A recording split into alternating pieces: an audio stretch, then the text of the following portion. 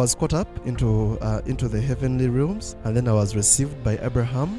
And one of the things that he said is that we are busy. We are settling the affairs of nations. We are settling the affairs of nations.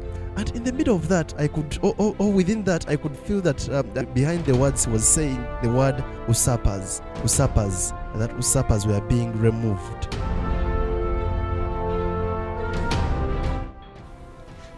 I'm calling you to wish you all the best. The Gambian people have spoken, and I have no reason to contest the will of the Almighty Allah. Hello? Are you hearing me? A last goodbye. Yahya Jammeh finally leaving Gambia, boarding a plane with his wife, close family members, to Equatorial Guinea. After days of negotiations with West African heads of state, the man who said he would rule Gambia for 1 billion years was finally forced into exile, bringing to an end his 22-year rule. After accepting the election results and then refusing to stand down, West African countries sent 7,000 troops into Gambia to force Jammeh to concede defeat. Park Geun-hye has been in the Blue House since the court upheld her impeachment on Friday. A crowd of supporters greeted her as she arrived at her private residence. Our Ivan Watson has more now from Seoul. South Korea's disgraced president in public for the first time since her impeachment on Friday, breaking her silence with a statement that offered very little remorse. "I'm sorry, I could not fulfill my duty as president until the end," she said via a spokesperson. "I will accept all the results. It will take time, but I believe that truth will definitely come out." On Sunday, Park emerged from the presidential residence known as the Blue House under cover of darkness and a cloud of disgrace. At this moment, the impeached president Park Geun-hye and her convoy appear to be leaving the official presidential residence.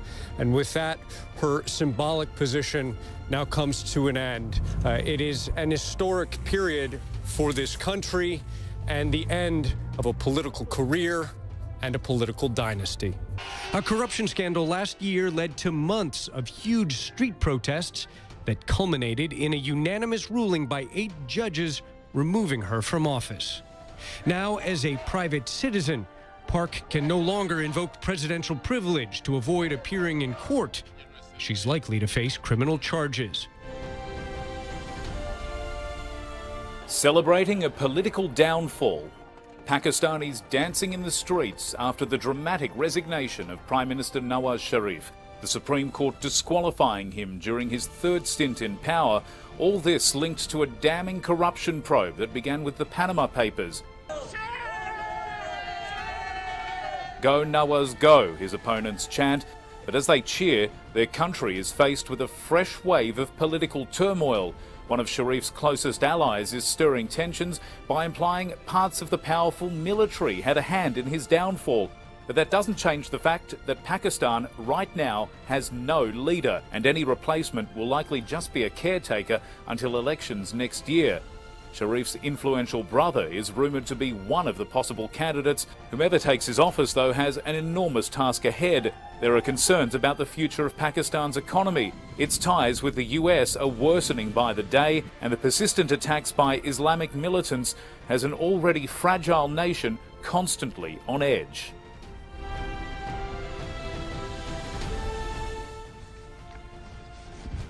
Fellow Zimbabweans, I address you tonight on the back of a meeting I held today with the nation's Security Forces Command element. This meeting, which was facilitated by a mediating team led by Father Fidelis Mkonori S.J. of the Catholic Church, followed an operation mounted by the Zimbabwe Defense Forces in the week that has gone by, and which was triggered by concerns arising from their reading of the state of affairs in our country and in the ruling ZANU-PF party. I have received, in terms of Section 96, subsection 1 of the Constitution of Zimbabwe, a letter from the President, State House, Harare, Zimbabwe, 21st November 2017. The Honorable Jacob Mudenda, notice of resignation.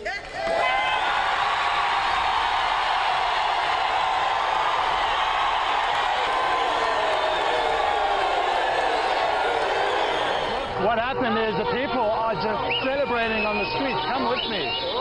In Parliament, they read a letter that Robert Mugabe, the leader of nearly 37 years, who's been under pressure from the military, who's been under pressure from the people and everyone else in this country, has finally let go. He let go willingly. And just look at the scenes over here.